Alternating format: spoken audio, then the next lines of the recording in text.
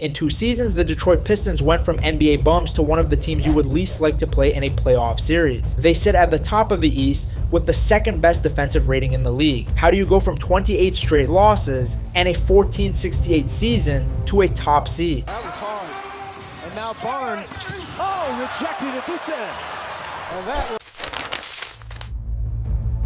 The turnaround didn't happen by accident or luck. It was a series of good decisions from the front office. Decisions like hiring Bickerstaff, a coach who had done a wonderful job in transforming the Cleveland Cavaliers in his previous job. Bickerstaff, along with the general manager Trajan Langdon, have really gone back to the roots of the Pistons and established a strong defensive identity. The Pistons can now win ugly, and the accumulation of those ugly wins is what has allowed them to be at the top of the Eastern Conference. It's good to see because Detroit Pistons basketball has always been about being tenacious and incredible defensively. Detroit's identity was forged in 2 eras: the late 80s, early 90s Isaiah era toughness, and the 2004 squad's big lesson in defensive team basketball. The Bad Boys era set a cultural expectation that defense is non-negotiable and that intimidation can be a competitive advantage. The 2004 title basically proved you don't need one superstar scorer to win.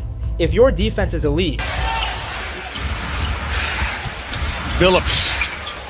Detroit isn't trying to go back to the past, they want to create an updated version of those great teams. The 2004 title showed you don't need one superstar scorer if your defense is organized and everyone sticks to their role. That same mindset is coming back, just in a modern way. Instead of old school rough play, this version of the Pistons leans on switching, rim protection, and tight rotations. It's less about being physically nasty and more about being disciplined, which is how you survive in today's 3-point heavy NBA. The goal is still the same though: make teams uncomfortable the second they walk into your building. The fall before this reset was ugly. After drafting Cade Cunningham and building around young talent, the 2023-24 season spiraled into that brutal 28-game losing streak. Lineups changed constantly, nothing felt stable, and the team looked directionless. Monty Williams and Troy Weaver were both moved on, and ownership paid a heavy price just to hit reset. But that pain forced the franchise to look at itself honestly. That embarrassment actually mattered. It made everyone, fans, coaches, executives, realize the problems weren't just about talent. The structure was broken. The constant experimenting and lack of identity had to stop. Instead of collapsing under that season, Detroit used it as a wake-up call and started rebuilding around defense, accountability, and clear roles. And this rebuild hasn't been flashy. It's been slow, repetitive work. More film sessions, stricter defensive habits, and fewer players playing just for stats. The focus shifted from highlights to knowing your role, showing up every day, and building a culture instead of chasing quick fixes. The shift meant tough conversations. Talented players who like to just play for themselves had to tighten up. Some vets lost minutes because they wouldn't fully buy into the system. Meanwhile, guys who played hard, defended, and followed the plan started getting real opportunities, even if they weren't the biggest names. The rule became simple: if you want minutes, you defend the way the team asks. That clarity helped Detroit stack solid stretches of basketball. Over time, opponents started feeling the pressure: more turnovers, tougher shots, fewer easy points. The new front office didn't come in promising splashy moves. They promised structure. They cleared out messy contracts, focused on balance, and targeted players who fit a defensive identity. Instead of chasing highlight reel scorers, they prioritized athletic wings, rim protectors, and role players who could contribute on both ends. Contract-wise, the strategy was straightforward: keep the young core together, invest in defense-first pieces, and avoid blockbuster trades that wreck depth. Every move was about filling a need, not winning headlines. It's not flashy, but it's exactly how you build a serious defensive team. Coaching has been the biggest difference maker. Defense isn't just a tactic, it's the team's identity. Practices, rotations, even halftime adjustments revolve around moving as one unit. If someone misses an assignment, they hear about it, and sometimes they sit. That accountability changed the culture fast. Preparation has also been sharper. The staff studies opponents closely and builds game plans around forcing specific players into uncomfortable shots. Offensively, roles are simplified, so players can focus more energy on defense. That discipline makes Detroit tough to catch off guard, especially in close physical games. And every defensive system needs an anchor. For Detroit, that's Jalen Duren. At just 22, he already plays like a veteran big. He protects the rim, controls the glass,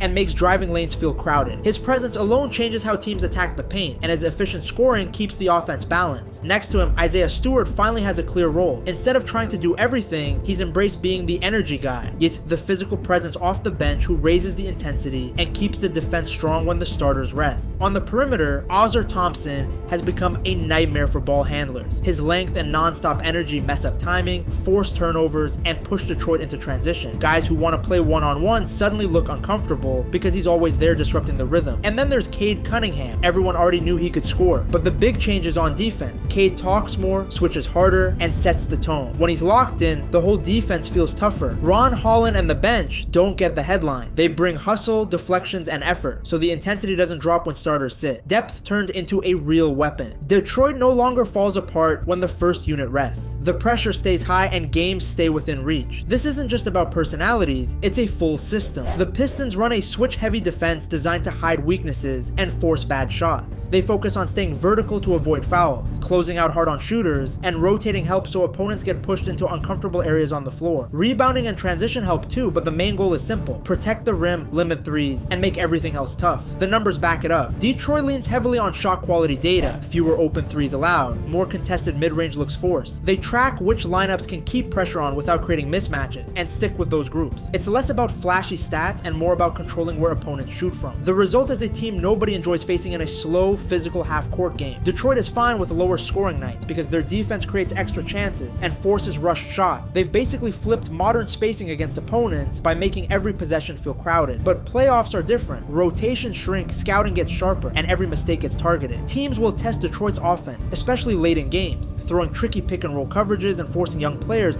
into tough decisions. Younger wings will get baited into gambling for steals or losing shooters, and that's where veteran discipline matters most. The good news is Detroit's defense gives them room to survive ugly games. And for the Pistons, they're 2 for 14 from three-point land. They got fought in there, Cade Cunningham. The risk is predictability on offense. If Cade, Duren, and the wings can't expand their late game options, teams will load up defensively and turn those stops into easy points the other way. Playoff success means evolving just enough. More structured sets, smarter late game execution, and a little more experience managing pressure. And honestly, the struggle is part of the story. Not long ago, Detroit felt chaotic. Random rotations, confusing roles, and a lot of frustration. The front office paid the price to reset everything, cut ties with bad fits, and finally build a clear direction. The roster isn't perfect, but now there's a plan, and that alone makes this version of the Pistons feel completely different. Can this team win a title? Yeah, but certain factors have to line up perfectly. The foundation is there. They protect the rim, they've got pests on the perimeter, Cade is turning into a legit two-way leader, and the bench keeps the defense alive. But championships usually come down to late game offense, experience, and someone who can just go get a bucket when everything slows down. Detroit still needs to sharpen its half-court sets, find consistent secondary scoring, and probably add a few veterans who understand playoff pressure. The smart upgrades aren't flashy names. Think a reliable 3-and-D wing who can close games without needing the ball all the time, a veteran defender who can handle tough matchups late, and a backup big who knows how to slow the pace and draw fouls when things get messy. Those small moves are often what turn a tough defensive team into a real contender. Culture is going to decide how far they go. If they keep rewarding effort, sticking to roles, and building around balance instead of chasing star power, this team could stay dangerous for a long time. But if they get impatient and abandon the identity just to boost offense, they risk falling right back into the chaos they worked so hard to escape. And honestly, that's why watching this rebuild has been fun. They have really begun to focus on the process and becoming a winning basketball organization. That doesn't mean a title is guaranteed. The playoffs will test everything they have. Do they have enough depth? Are they composed enough under pressure? All of this will be tested at the highest level in the postseason. But Detroit has something valuable right now: belief in what they're building and the discipline to stick to it. If the offense keeps improving and they add a couple of smart veteran pieces, this team could get scary faster than people expect. If you enjoyed this video, you'll probably like this one right here. It's definitely something you'll be interested in. Click it now.